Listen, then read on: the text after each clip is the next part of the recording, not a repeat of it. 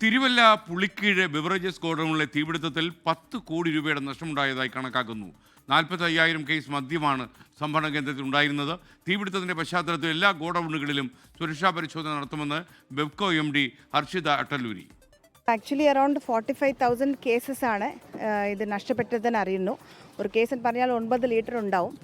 ഇപ്പോൾ അതിൻ്റെ കോസ്റ്റിംഗ് എടുക്കുന്നു. ഓരോ ബോട്ടിലിൻ്റെ കോസ്റ്റിംഗ് വേറെ ആയിരിക്കാം. പക്ഷേ 5 മുതൽ 10 കോടി വരെ ഒരു നഷ്ടമാണ് നമ്മൾ കാൽക്കുലേറ്റ് ചെയ്യാൻ പോകുന്നത്. അങ്ങനെ ആയിരിക്കും ഒരു എസ്റ്റിമേറ്റ്.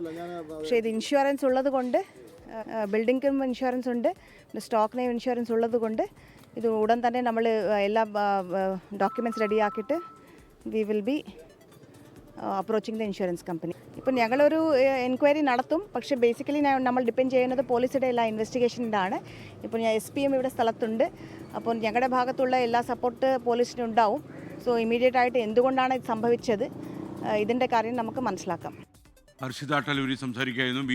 ബെവറേജസിൻ്റെ ബെവ്കോയുടെ MD ആണ് ഹർഷിത അട്ടല്ലൂരി. AV ജയശങ്കർ ചേരുന്നു പത്തനംതിട്ടയിൽ നിന്ന്. ജയശങ്കർ, വിവരങ്ങൾ.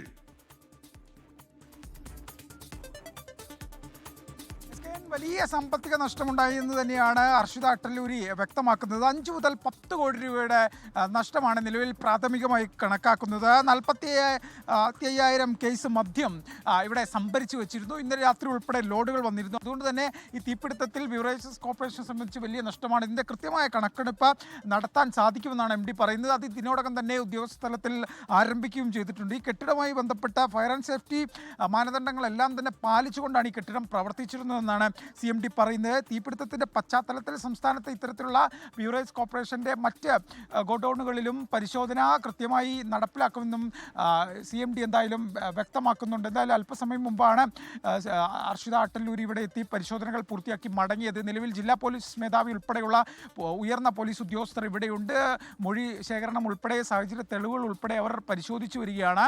ഫോറൻസിക് സംഘവും സമാനമായ രീതിയിലുള്ള പരിശോധനകൾ ആരംഭിക്കും. അങ്ങനെ സമഗ്രമായി തീപിടുത്തവുമായി ബന്ധപ്പെട്ട് വിശദമായ പരിശോധനകൾ നടക്കുന്നുണ്ട്. കാരണം സർക്കാരിനെ സംബന്ധിച്ച് വലിയൊരു നഷ്ടമാണ് ഇവിടെ ഉണ്ടായിട്ടുള്ളത്.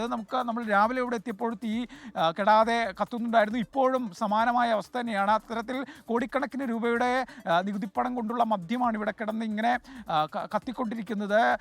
ആ കാര്യത്തിൽ ഏതെങ്കിലും തരത്തിലുള്ള വീഴ്ചയുണ്ടോ, എന്ത് കാരണം കൊണ്ടാണ് ഇത്തരത്തിൽ പ്രശ്നമുണ്ടായത് ഉൾപ്പെടെ സമഗ്രമായ ഒരു അന്വേഷണം എന്തായാലും ഇക്കാര്യത്തിൽ ഉണ്ടാകും.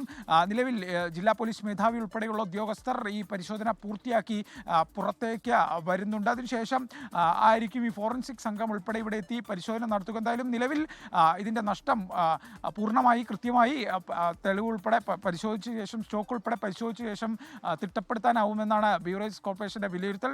എന്തായാലും അത് ഇന്ന് തന്നെ ഉണ്ടാകും. ഈ തീപിടുത്തവുമായി ബന്ധപ്പെട്ട് അതിൻ്റെ കാര്യകാരണങ്ങളിലേക്ക് കടക്കുക. ഫയർഫോഴ്സിൻ്റെയും പോലീസിൻ്റെയും ഒക്കെ തന്നെ റിപ്പോർട്ടിൻ്റെ അടിസ്ഥാനത്തിലായിരിക്കും അത്തരം പരിശോധനകൾ ഇവിടെ നടക്കുന്നുണ്ട്. SK. Okay, thank you Jaishankar.